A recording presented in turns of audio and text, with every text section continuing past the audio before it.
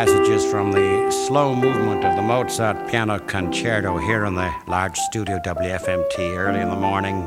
Mr. Feiping Hsu, a brilliant young Chinese pianist who's visiting Chicago, is just playing, warming up really, and it's of his life and his art we'll be talking about this morning. Mr. Feiping Hsu of the city of Amoy, and more of this in a moment as we listen to him just casually warming up with Mozart.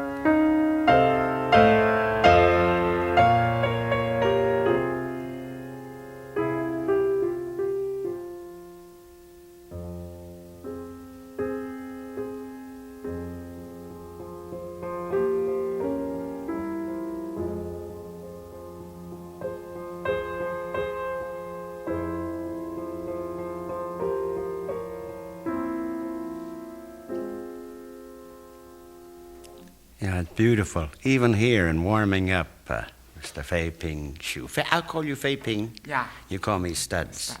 And we're thinking of you from Amoy, a port city in China, somewhere between Shanghai and Canton, just across the straits from Taiwan. Right. You and Mozart. So we go back, how that came to be. So we go back to beginning. Okay. Your small childhood, the family. Yeah. Your father was... He was a pastor, the Protestant minister. a Protestant minister. Yeah. So then your family was influenced by Christian missionaries. Right. And you were where in the family? How many children? It's 6 children. And you were what? I'm the youngest. You were the youngest of 6. So how did music... Your father was a Protestant minister. Your father. Yeah. Because, when I was very small, I went to the church every week. And also we have some, like the Bible study group in my family. So we sing the hymn. So you heard church music. Yeah, and I like the church music very much. So that's why I started to learn the piano. So that's how it began. Yeah, you heard the piano in the church or the organ? Sometimes organ, sometimes the piano. Yeah. And you heard Christian hymns. Yeah. That's what did you hear? Now I just remember the melody. No, try. I know you musically it comes to you. Yeah. Try just a passage from what you heard. Okay.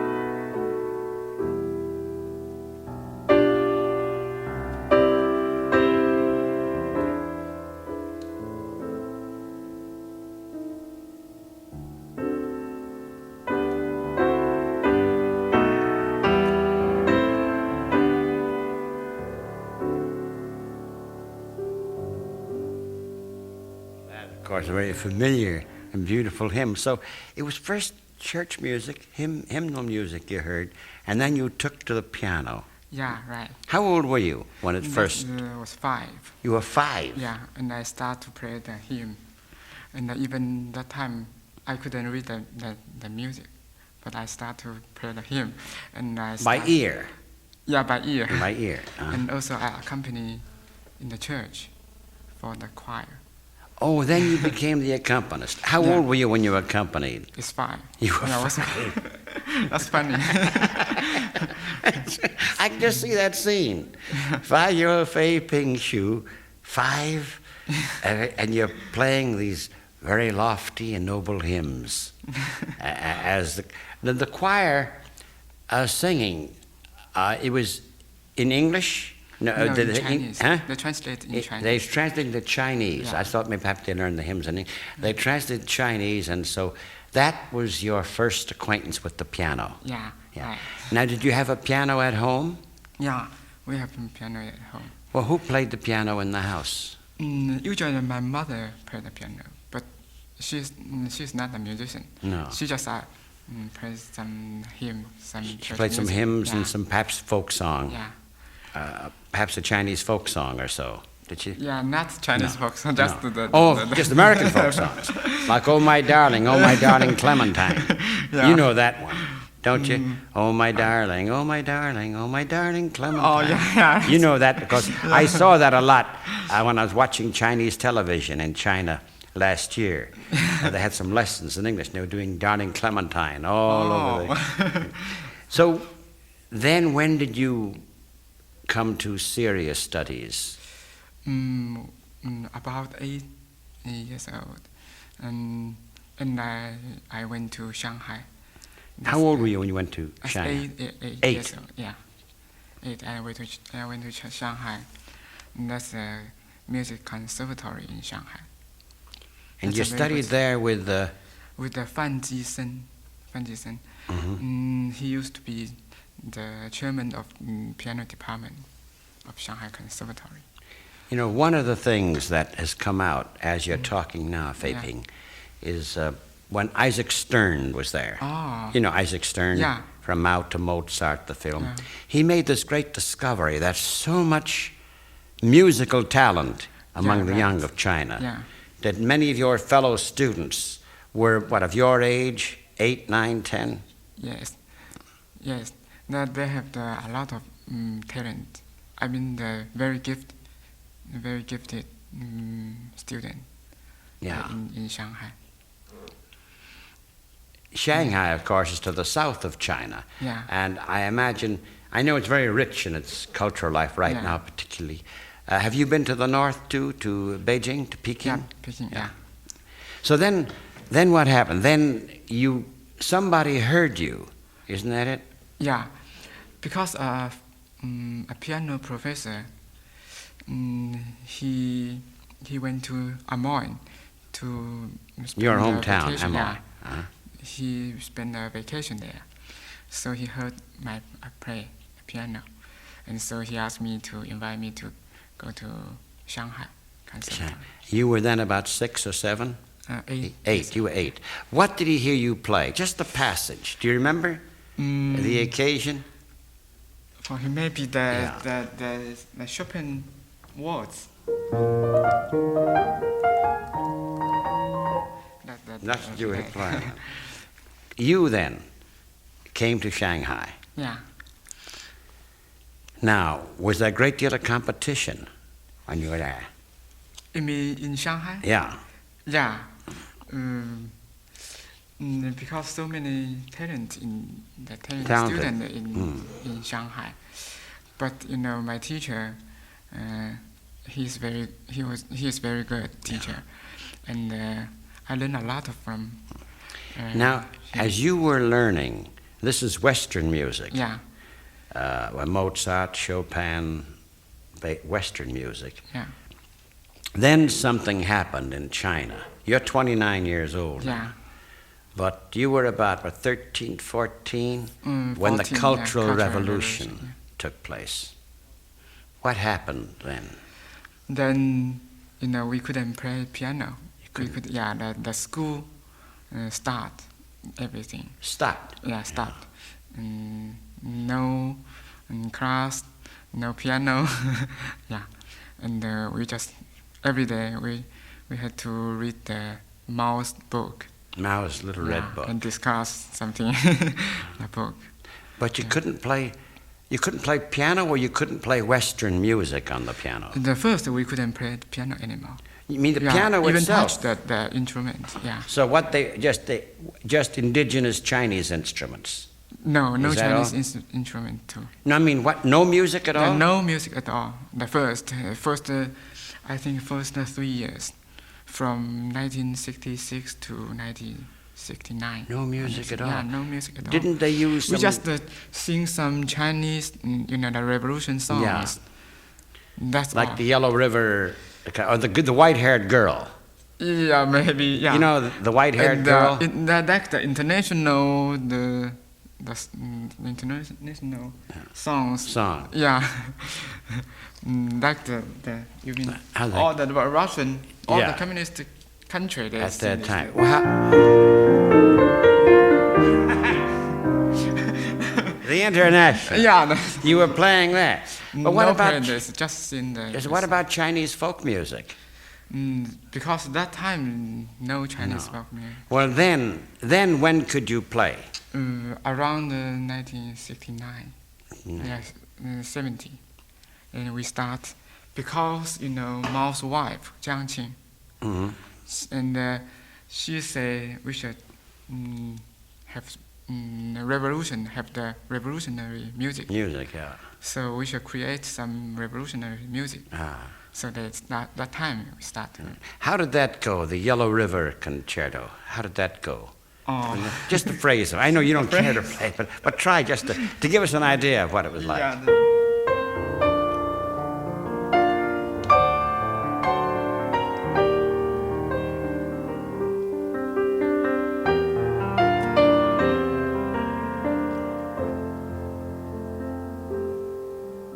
It sounded like Stephen Foster. Yeah, right. Didn't it sound That's like the- you know Stephen Foster, Yeah. the American composer? Yeah, Sounded still like, didn't it? Kind of sweet. And the harmony is, I think, it's very influenced from the Russian music. Oh, is it? Like the Rachmaninoff,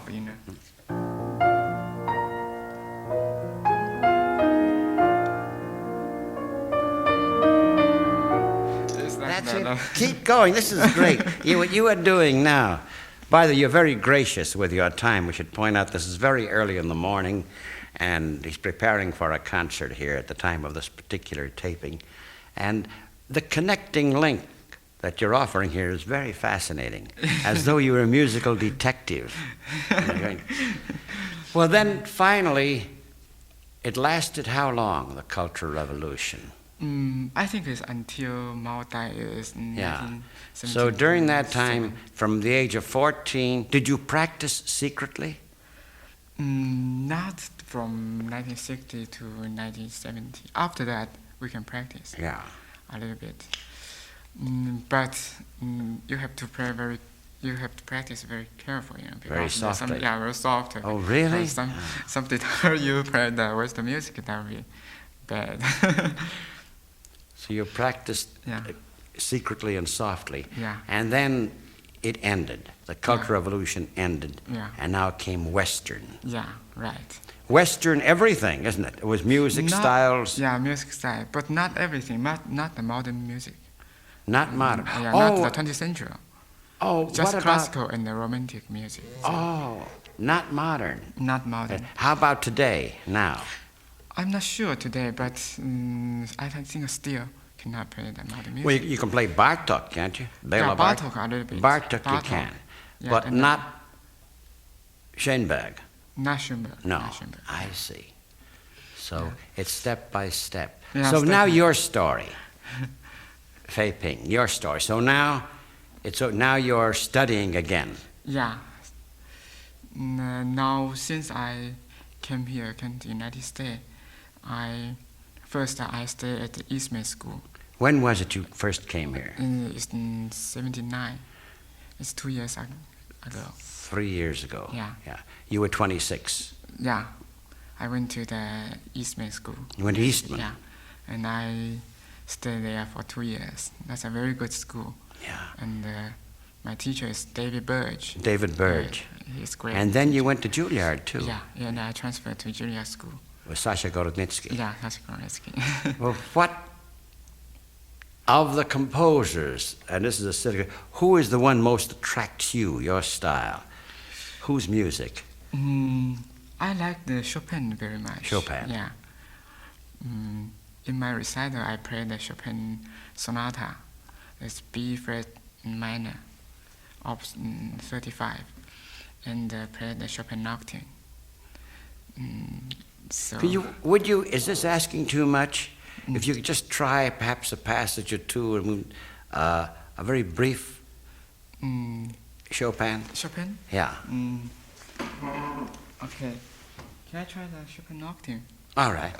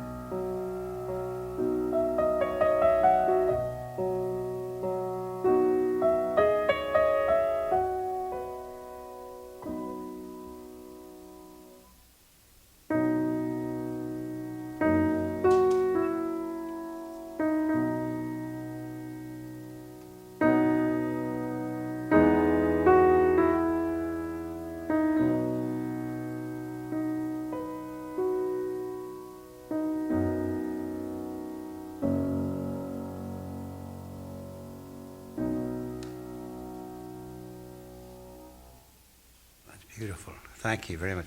Yes, yeah. Yeah. I was thinking,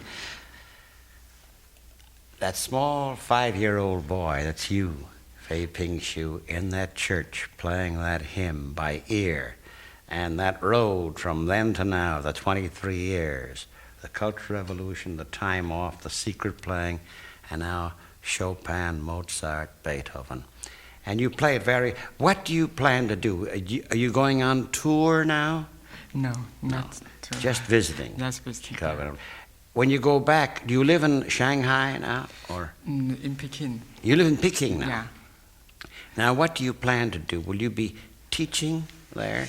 Yeah, maybe teaching and perform.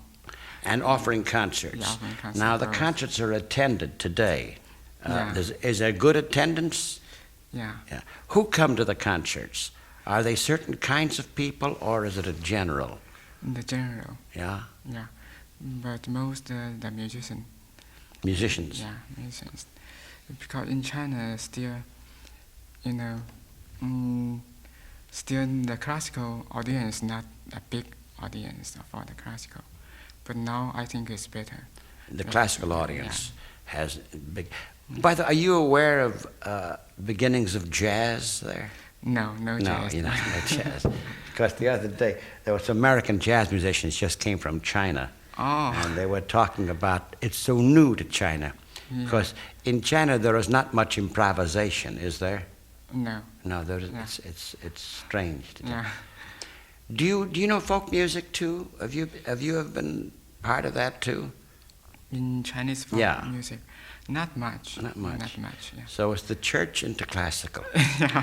Let's end this particular conversation now with, remember that hymn you were playing? Yeah. Do another hymn, and then, if you may, I'm asking a great deal of you, then go into a little Bach or something. Do you feel like? All right.